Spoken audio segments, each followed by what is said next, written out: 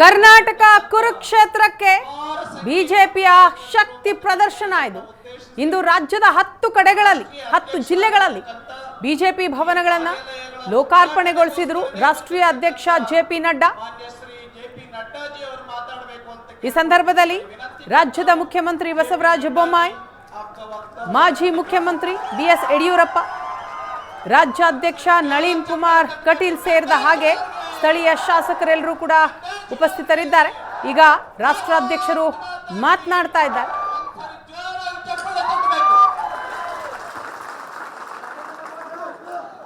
भारत माता की, भारत माता की, भारत माता की।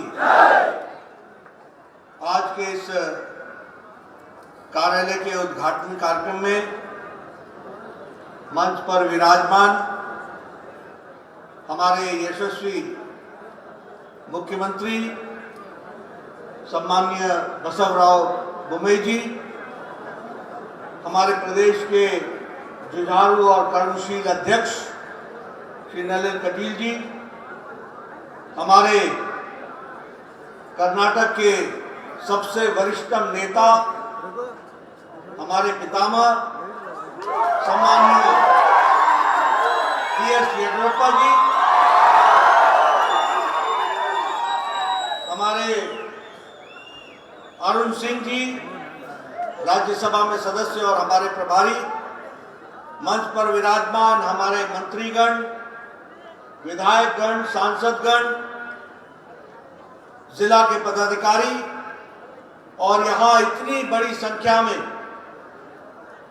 आए हुए हमारे सभी वरिष्ठ कार्यकर्ता बंधु और 10 थानों से जुड़े हुए हमारे वरिष्ठ साथीगण, कहीं विशेश्वर जी है, कहीं आर अशोक हैं, कहीं हमारे वरिष्ठ नेता हैं और यहां उपस्थित मीडिया के मेरे साथी, प्रिंट मीडिया, इलेक्ट्रॉनिक मीडिया के साथी, सबसे पहले तो आज के इस शुभ अवसर पर आप सबका हार्दिक अभिनंदन है, स्वागत है, यह मैं कहना चाहता हूं। साथ ही साथ जब मैं कोपल आया हूं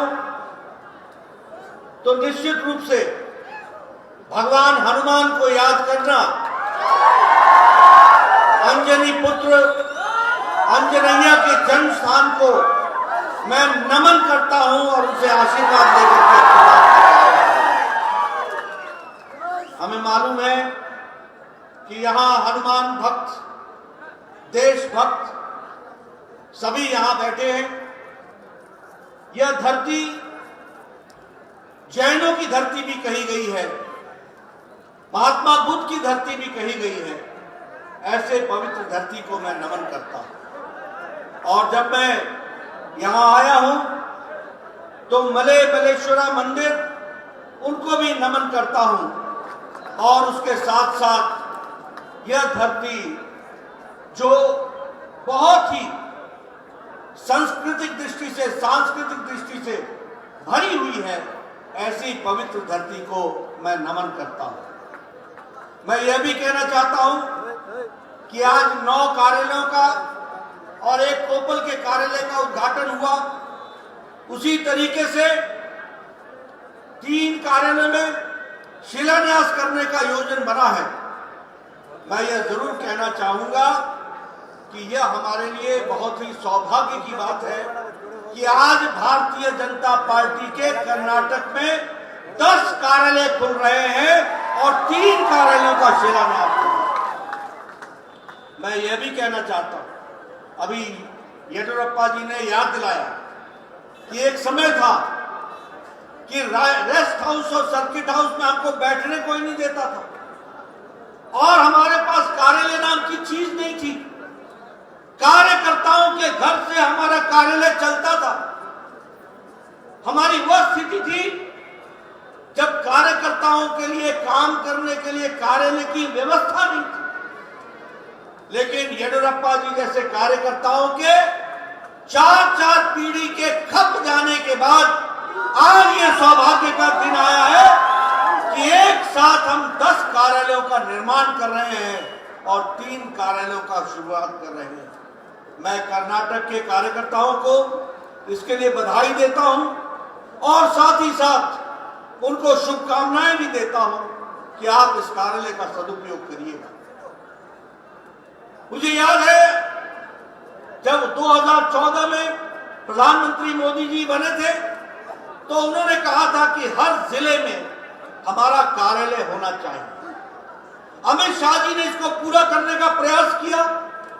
मुझे खुशी है कि 296 कार्यालय बन करके तैयार हो गए और 210 कार्यालय मार्च महीने तक तैयार हो जाएंगे 2023 के इस योजना के साथ हम चले। मित्रों, मैं यह भी आपसे कहना चाहता हूं कि यह अकेली भारतीय जनता पार्टी है जो राष्ट्र के विषयों पर राष्ट्रीयता से ओतप्रोत होकर के 1951 से 52 से भारतीय जनसंघ के समय से काम कर रही है। चाहे धारा 370 को समाप्त करना हो, कश्मीर में श्यामा प्रसाद मुखर्जी का बलिदान हो, चाहे गोवा का लिबरेशन मूवमेंट हो, फिर चाहे शिमला के पैक्ट में गादरा रोड के खिलाफ, पाकिस्तान के खिलाफ धरना देना हो, प्रदर्शन करना हो, या फिर लाल चौक पे तिरंगा फहराना हो, हर काम को किया है तो भारतीय जनता पार्टी ने किया है। यह हम भारत के साथ कहते हैं। उसी तरीके से सभी धर्मों को बराबर से देखना, सभी समाज के लोगों को साथ लेकर के चलना, appeasement to none and justice to all, न्याय सबको मिलेगा लेकिन किसी को भी खुशफहमी में, जिसे हम कहते हैं अपीजमेंट, वह करने का मौका नहीं दिया जाएगा। एक देश, एक राष्ट्र, एक प्रतिनिधि, एक सिटीजन, इस बात को लेकर के हम चलते हैं। और इसीलिए जब मैं ये सारी बातें कहता हूं तो मुझे खुशी है कि अगर शाहबानो केस का भी विरोध किया तो भारतीय जनता पार्टी ने किया, और राम जन्मभूमि बनाने का संकल्प लिया तो वह भी भारतीय जनता पार्टी ने उसको पूरा किया। और इसी तरीके से अगर हम देखें तो सभी क्षेत्र को, सभी जगहों को बराबर का स्थान देने का काम ट्रांसपेरेंट तरीके से करने का काम किया है तो भारतीय जनता पार्टी ने किया। मैं यहां यह भी कहना चाहता हूं कि हमारे लिए पार्टी परिवार है। हम सब परिवार की तरह रहते हैं, लेकिन दूसरे राजनीतिक दल में परिवार ही पार्टी बन गई है, यह भी हमको समझना चाहिए। उनके यहां परिवार ही पार्टी है और हमारे यहां पार्टी परिवार है, इसको भी हमको समझना चाहिए। आज मुझे यह भी खुशी है कि विश्व के पटल पर भारत आज G20 का अध्यक्षता कर रहा है। देश के 56 स्थानों में, आपके बंगलौर में, अन्य स्थानों में 200 मीटिंगें होंगी। ये दुनिया में भारत को दिखाने का मौका मिलेगा और भारत को दुनिया समझ सके, इस बात की भी चिंता करनी होगी। और इसीलिए मैं यह भी कहना चाहता हूं कि इस बात को ध्यान में रखते हुए हमें अपने पार्टी के कार्यकर्ता के रूप में जब दुनिया के लोग बंगलौर आए, जब दुनिया के लोग कर्नाटक के किसी स्थान पर आए, तो आपकी जिम्मेवारी बनती है अतिथि देवो भव, उनका आतिथ्य करना, उनको आतिथ्य को पूरा करना, यह भी आपकी जिम्मेवारी होगी। यह मैं आपको कहना चाहता हूं। मित्रों, अगर मैं दुनिया की बात करूं तो मैं यह कह सकता हूं, आपने खबर सुनी होगी, अभी भी कोरोना से चीन मुक्त नहीं हो पाया। जहां से कोरोना शुरू हुई, अभी भी यूरोप कोरोना से मुक्त नहीं हो पाया है। अभी भी अमेरिका में कोरोना की पूरी वैक्सीनेशन नहीं लग पाई है, लेकिन भारत देश 220 करोड़ वैक्सीन लगाकर 130 करोड़ की जनता को मोदी जी ने सुरक्षा कवच पहना करके उनको मुक्त कर दिया है। इस बात को भी हमको समझना चाहिए। इसलिए दुनिया में आज भारत को देखने का तरीका बदल गया। हम रिपोर्ट कार्ड लेकर के जाने वाले लोग हैं। अभी बोमई साहब को मैं सुन रहा था, मैंने येडियुरप्पा जी को सुना, दोनों ने आपके सामने जो कर्नाटक की जनता के लिए किया है उसको छाती ठोक करके कहने की ताकत है तो वो भारतीय जनता पार्टी के नेताओं में है। इस बात को भी हमको समझना है, कोई और नहीं कर सकता। सिद्धरामैया कुछ नहीं बता सकते कि उन्होंने कर्नाटक की जनता के लिए क्या किया। हाँ, वो ये बता सकते हैं कि समाज में जातियों में बांटने का काम किस तरीके से किया। ये शिव कुमार के बारे में तो बात ही करना बेकार है। आपको तो मालूम है कि उनको तो हर दिन कोई ना कोई नए हंगामे पर फंसना आदत हो गई है और नए नए सिचुएशन आकर के खड़ी होती है।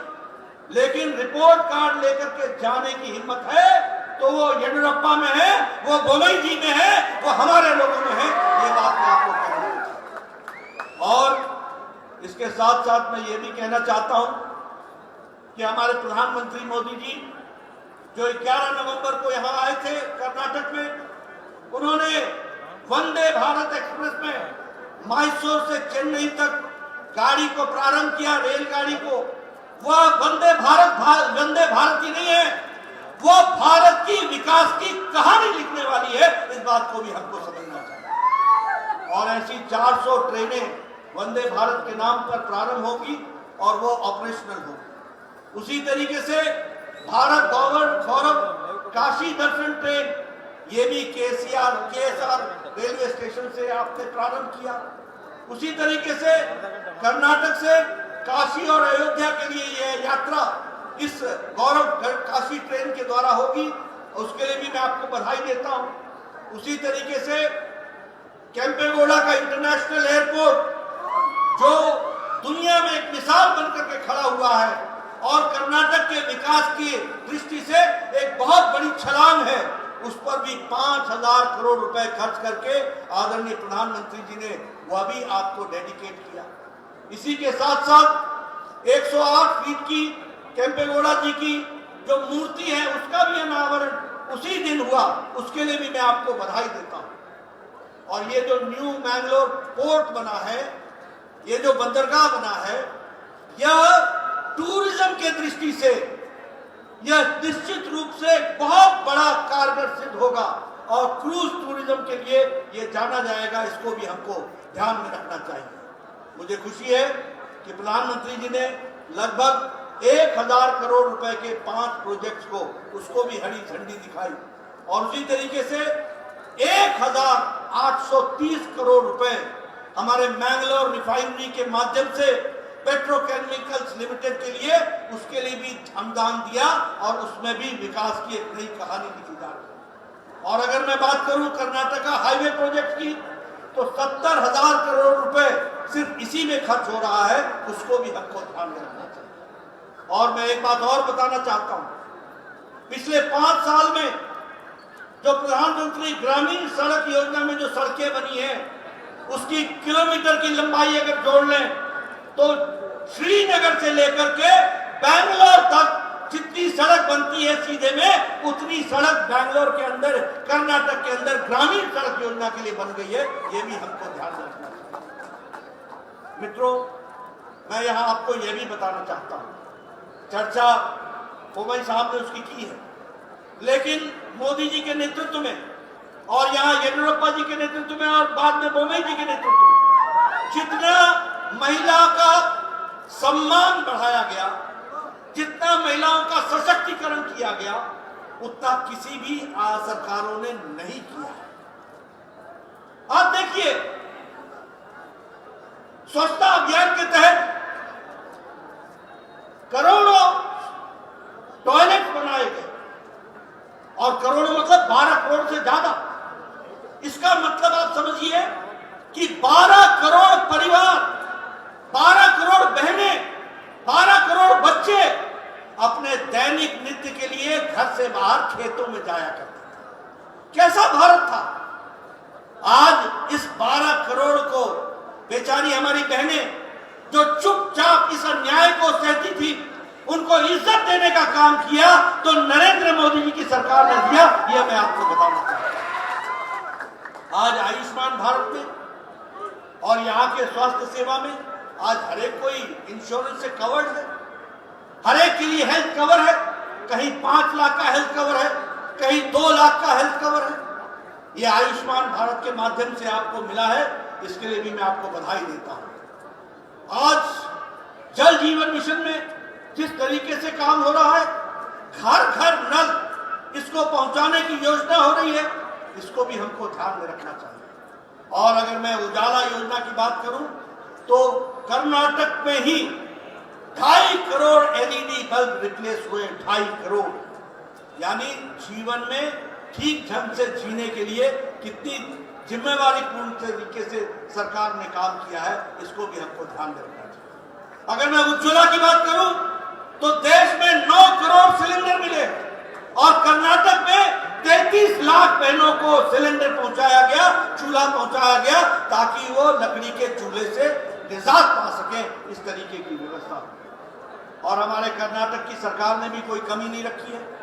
हमारे किसान भाइयों के बच्चों के लिए, हमारे बुनकर भाइयों के बच्चों के लिए, हमारे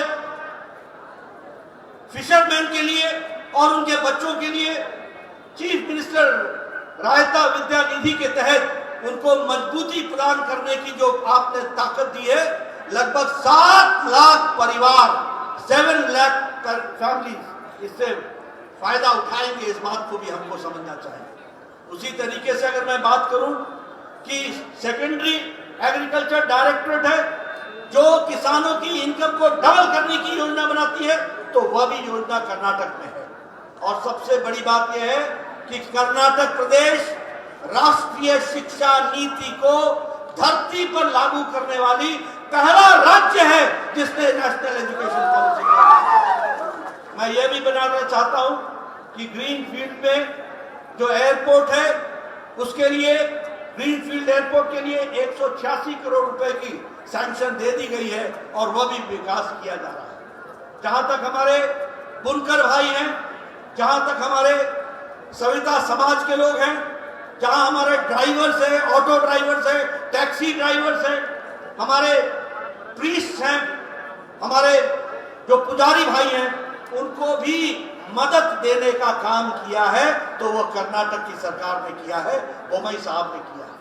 और मुझे खुशी है कि आप इनोवेशन इंडेक्स में देश में नंबर 1 पर खड़े हैं, इसके लिए भी मैं आपको बधाई देना चाहता हूं। मित्रों, ये कहना बड़ा आसान है, लेकिन इसको करना बड़ा मुश्किल होता है। लेकिन उसको करने का काम हमारे आदरणीय बोम्मई साहब ने, और शुरू में उसको हमारे येडियुरप्पा जी ने बहुत अच्छे तरीके से किया है।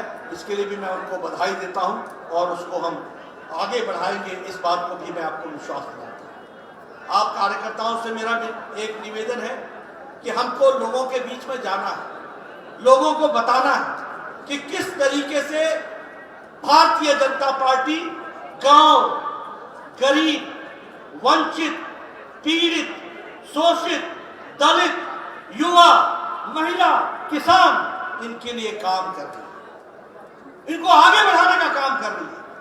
मित्रों, मैं आपको बताना चाहता हूं, सारे राजनीतिक दल सिवाय अपने परिवार को बनाने के बजाय, सिवाय अपने परिवार के साथ और पैसा कमाने के लिए, कमीशन करने के लिए, भ्रष्टाचार करने के लिए वो दिन रात काम कर रहे हैं। वहीं मोदी जी के नेतृत्व में नीचे तक बोम्मई साहब से लेकर के सब लोग दिन रात काम करते हुए जनता की सेवा में लगे हैं और जनता की तस्वीर और तकदीर बदलने के लिए लगे हैं। मेरा आपसे निवेदन है कि हम सेवा भाव से, मन में संतुलन रख करके, संयम रख करके, समन्वय रख करके, सकारात्मक विचार रखते हुए, संवेदना रखते हुए और संवाद करते हुए हम आगे बढ़ें और सब लोगों को आगे ले जाने में अपना योगदान करें। मुझे अभी पता लगा कि कुछ दिनों पहले हमारे कांग्रेस के नेता राहुल गांधी कर्नाटक में भारत जोड़ो यात्रा पर आए हुए थे। हमारे मित्रों ने वहां पर उनका बहुत स्वागत किया। मेरे से भी पत्रकार बंधु ने पूछा कि ये भारत जोड़ो यात्रा पर आपको क्या कहना है। मैंने कहा ये भारत जोड़ो यात्रा नहीं है, ये भारत तोड़ो यात्रा है। और ये प्रायश्चित यात्रा, क्योंकि इनके पूर्वजों ने भारत को तोड़ने में कोई कसर नहीं छोड़ी, कोई कसर नहीं छोड़ी। ये तो भारत की महान जनता है और भारतीय जनसंघ और भारतीय जनता पार्टी का तप है, जिसने देश को जोड़ने के लिए हर तरीके से प्रयास करके देश को मजबूत बनाया है। मैं उदाहरण के साथ बताना चाहता हूं, राहुल जी अपने परनाना से पूछना, आप तो क्या पूछ पाएंगे, लेकिन हां मैं पूछता हूं कि आपको मालूम है कि आपके परनाना ने धारा 370 लगा करके जम्मू कश्मीर को विशेष प्रावधान दे करके एक तरीके से देश से अलग करने का ही काम नहीं किया था क्या? आप जवाब दे सकते हैं? धारा 370 को समाप्त करने का काम किया तो भारत के यशस्वी प्रधानमंत्री नरेंद्र मोदी ने किया और जम्मू कश्मीर को भारत के संविधान में अभिन्न अंग बनाया। आप राहुल जी, आप जाते हैं जेएनयू में, जवाहरलाल नेहरू यूनिवर्सिटी में, और आप किसके साथ खड़े होते हैं? आप खड़े होते हैं उनके साथ जो नारे लगाते हैं, अफजल हम शर्मिंदा हैं, तेरे कातिल जिंदा है। ये अफजल कौन है? ये अफजल वो है जिसने पार्लियामेंट के अटैक का मास्टरमाइंड था। और कातिल कौन हो गया? कातिल हो गया सुप्रीम कोर्ट का जज, जिसने उसको फांसी की सजा दी। भारत के राष्ट्रपति उस समय के प्रणब मुखर्जी, जिन्होंने कहा कि यह सजा फांसी की सही है, तो वो तो हो गए कातिल और हम शर्मिंदा, यानी आप शर्मिंदा हैं। और दूसरी बात भी मैं कहना चाहता हूं कि भारत होंगे तेरे टुकड़े टुकड़े इंशाअल्लाह इंशाअल्लाह, ये कहने वाला व्यक्ति राहुल गांधी जब कर्नाटक में घूम रहे थे तो उनके साथ घूम रहा था, साथ चला हुआ था। ऐसे लोग भारत जोड़ेंगे कि तोड़ेंगे? बताइए, जोड़ेंगे क्या? जोड़ेंगे क्या? जो लोग उनके साथ चल रहे थे वो भारत को और कर्नाटक को कमजोर करने वाले लोग थे कि नहीं थे? थे कि नहीं थे? तो ये आप समझ लीजिए कि ये जोड़ने नहीं चले हैं, तोड़ने चले। और जहां तक विकास की बात है, उससे ये कोसों दूर है। विकास नाम की चीज ये जानते नहीं है। ये सिर्फ एक ही बात जानते हैं कि कैसे हम सत्ता में बैठे और कैसे हम उसका उपयोग करते हुए अपना काम चलाएं और अपने कमीशन कमाएं। इससे ज्यादा कांग्रेस पार्टी नहीं सोचती। आप बताइए, यहां का भी इतिहास ऐसा है कि नहीं है? यहां का इतिहास ऐसा है कि नहीं है? इसलिए मित्रों, मैं आपसे एक निवेदन करने आया और वह निवेदन यह है कि भारतीय जनता पार्टी को आप आशीर्वाद दें, भारतीय जनता पार्टी को आप मजबूती दें, भारतीय जनता पार्टी को आप ताकत दें और उस ताकत से हम पूरी ताकत लगा करके आपकी सेवा में जुटे रहें। इस बात का प्रण लेकर के मैं आज आपको शुभकामनाएं देता हूं और साथ ही साथ आपको अभिनंदन भी करता हूं इस नए कार्यालय के लिए। इसका सदुपयोग कीजिए और प्रदेश को आगे ले जाइए। इन्हीं शब्दों के साथ बहुत बहुत धन्यवाद।